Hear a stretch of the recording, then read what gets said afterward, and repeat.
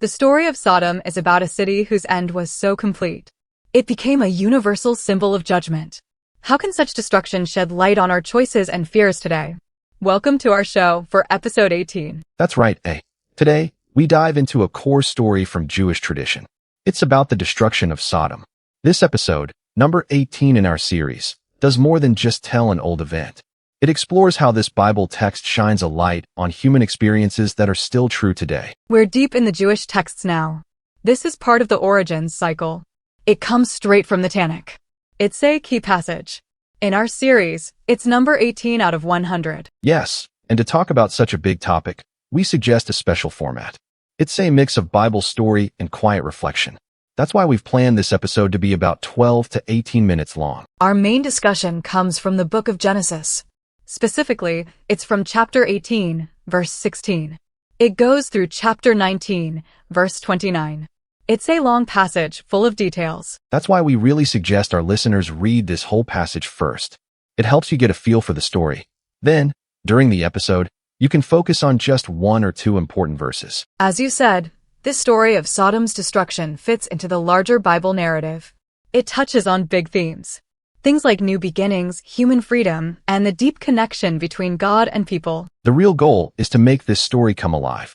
We want to show its human and spiritual meaning. Most importantly, we want to show how it can still speak to listeners today, even after all this time. To get started on our journey, we'll begin with a very human question. It will help us dive right into the story.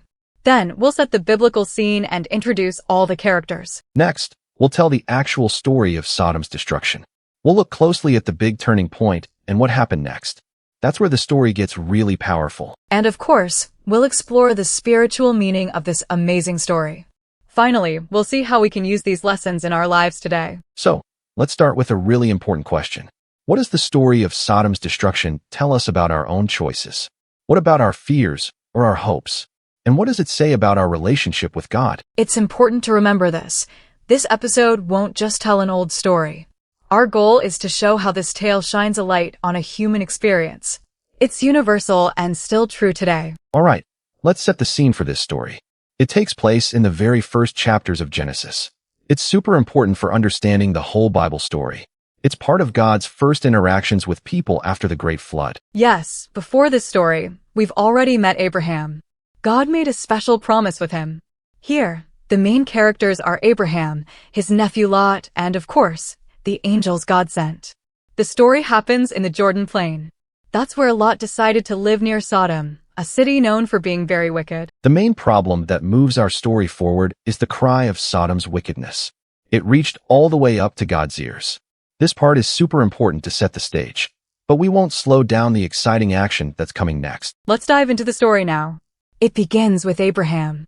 He gets a visit from three men. He realizes they are God and two angels. God tells him he plans to visit Sodom and Gomorrah. Their bad deeds are very serious. Here's a very important part. Abraham speaks up for Sodom. He bargains with God. He asks if God would spare the city for 50 good people, then 45, and so on, all the way down to 10. God agrees every single time. The two angels then go to Sodom. Lot welcomes them. He insists they stay at his house for the night. This was a rare kind act in that city. But trouble starts right away. The men of Sodom surround Lot's house. They demand he hand over his guests. They want to know them. This is a turning point. It shows how truly bad the city is. Lot tries to protect his guests. He even offers his daughters. But the crowd refuses. The angels step in. They make the men blind. They tell Lot to flee with his family. They warn them to hurry and not look back. Then the destruction happens. At sunrise, God rains down fire and sulfur. Sodom and Gomorrah are destroyed. The cities and the whole plain vanish. Lot's wife, despite the warning, looks back. She turns into a pillar of salt. This story has two big turning points. First, Abraham's plea. It shows God's mercy and willingness to listen. Second, Lot's wife choosing to look back. That seals her fate. What was at stake for the characters? Their lives. Losing everything. What did they learn? Abraham learns about God's fairness and patience. Lot sees how truly bad his adopted city is. He learns he must escape completely. And Lot's wife learns the deadly result of holding onto the past. Everything changes completely. The city is totally destroyed. Lot is saved in a miracle, but not without loss. This story teaches us many important things about people. It shows Lot's fear and his try to be brave. It also shows the big mistake the people of Sodom made. Lot lost everything, but his life was saved by God's help. He changed a lot. From a spiritual view, this part shows God's fairness when facing wrong. But it also shows his kindness, ready to save people for just a few good ones. It's a clear call for us to be good and responsible. It reminds us that God is always there and helps people. And in the Bible, this story gets us ready for the rest of God's rescue plan. It shows we need to turn away from bad things. It tells us not to make things too simple.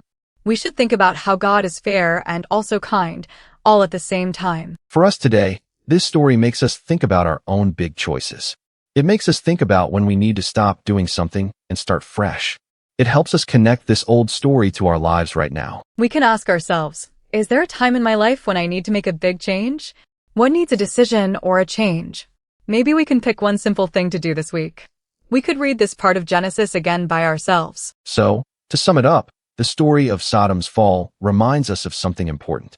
Even with all our choices, our weaknesses, and big changes, God's bigger story with people keeps going on. This story helps us get ready for the next parts of this big picture.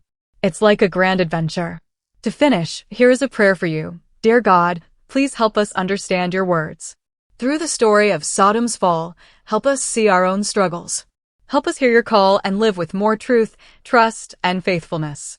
Amen. And for all of you listening, here's a question. What part of Sodom's fall story feels most like your life right now? Thanks for listening to our amazing story. Remember to subscribe so you don't miss our next Bible adventures.